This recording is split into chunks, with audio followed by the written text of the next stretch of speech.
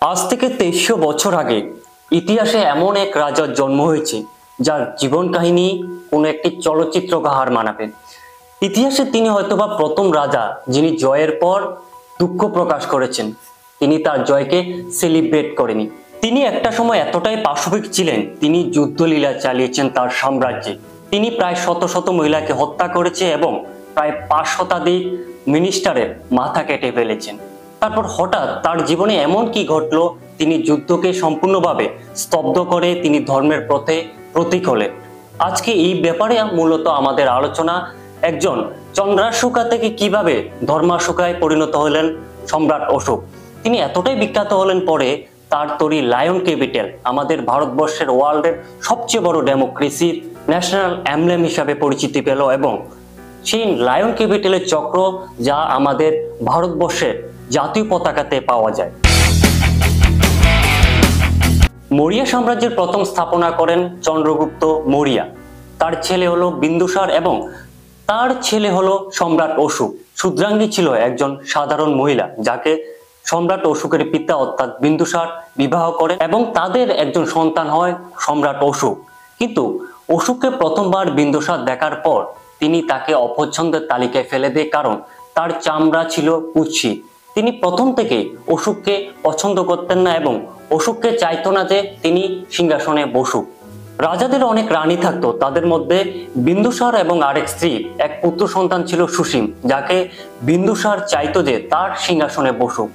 রাজা বিন্দুসার উদ্বিগ্ন ছিলেন তার সিংহাসনে কাকে বসাবে, এই নিয়ে তিনি পরীক্ষা করতে চালু করে দিলেন। একদিন সম্রাট অশোককে তিনি তার সাম্রাজ্যের তক্ষশিলায় একটি যুদ্ধের জন্য পাঠালেন, কিন্তু তাকে সমস্ত কিছু দেওয়া হলো যুদ্ধের জন্য, তবে কিন্তু কোনো অস্ত্র দেওয়া হয়নি। তখন সম্রাট অশোককে তার মন্ত্রী বলল যে আমাদেরকে সমস্ত কিছু দেয়া হয়েছে, তবে আমাদের কোনো যুদ্ধের জন্য অস্ত্র দেয়া হয়নি।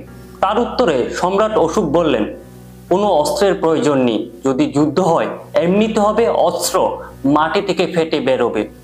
তিনি যখন তার সমস্ত কিছু নিয়ে সৈন্যদের নিয়ে তক্ষশিলায় যখন যান, তার তক্ষশিলার প্রজারা তাকে স্বাগত জানালেন, ফুল দিয়ে তাকে স্বাগত জানালেন এবং সেই যুদ্ধে তিনি জয়ী হয়ে যান। তারপর তার আরেক পুত্র সুসীমকে যুদ্ধের জন্য তক্ষশিলায় আরেকটি বিদ্রোহে পাঠায়। সেই সময় বিন্দুসারের শারীরিক অবনতি হতে শুরু হলো। তিনি বারবার খবর দিতে চান সুসীমকে তিনি যেন তার সাম্রাজ্যে ফিরে আসেন তক্ষশিলা থেকে। একদিকে সুসীমের অনুপস্থিতি এবং বিন্দুসারের শারীরিক অবনতিকে কেন্দ্র করে এক প্রকার জোরপূর্বক সম্রাট অশোক তৃতীয় মৌর্য সাম্রাজ্যের সম্রাট হয়ে যান, অর্থাৎ সিংহাসনে বসে যান।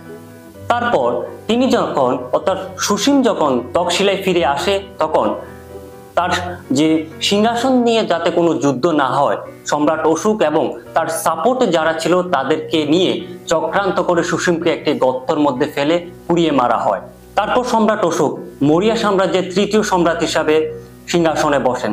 সম্রাট অশোক সিংহাসনে বসার পর তিনি যে পাশবিক অত্যাচার চালানো শুরু করেছিল, তাকে যারা সিংহাসনে বসার জন্য সাপোর্ট করেছিল তারাও তার বিরুদ্ধে চলে গিয়েছিল।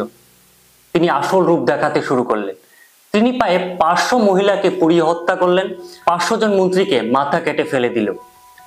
তার নামে একটি জেল ছিল অশোকাস হেল, সেখানে বিভিন্ন লোকদের প্রচন্ড অত্যাচার চালানো হতো। তারপর তার জীবনে এমন একটি যুদ্ধ সংগঠিত করে সেখান থেকে তিনি চন্দ্রাশোকা থেকে ধর্মাশোকায় পরিণত হলো। সেই যুদ্ধটি হলো কলিঙ্গ যুদ্ধ, অর্থাৎ কলিঙ্গ ওয়ার।